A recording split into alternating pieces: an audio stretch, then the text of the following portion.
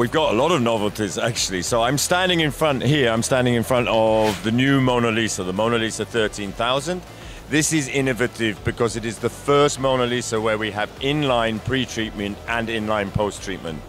And because of that, printing with pigment ink, you can take out all of the washing and drying and water-based processes, sorry, washing and steaming, water-based processes. So effectively that enables anyone who wants to come into the textile market, it reduces their investment. So really important, revolutionary product, this one. On top of that, in the industrial area, we're showing a concept label printer, which is a much more productive version of our current water-based L4733. So this is again enabling label converters who want to use water-based, environmentally conscious, water-based inks to get a higher productivity. It's a concept at the moment, we're still working on the design, and hopefully it will come to market relatively soon.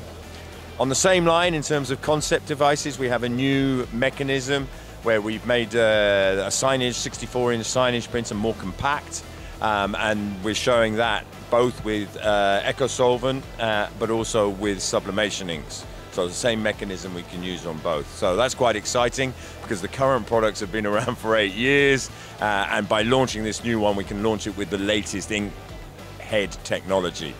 And then finally, on our micro production area, we've been focusing a lot on this area, during and since the COVID pandemic, because it's an area that's been booming.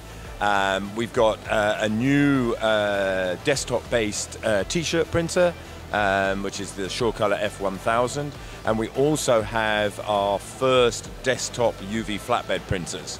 And we've got two are here, actually. We've got the A4 model with a V1000, which launches in a month or two. And then we've got an A3 model, which is in final development, which will launch early next year.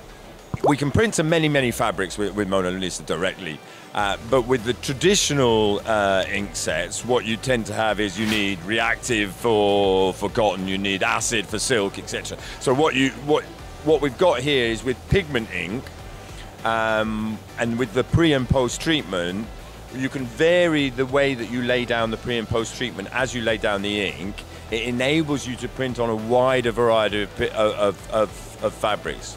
So usually you'd print pigment ink with cotton, but actually we can use various blends, linens, etc.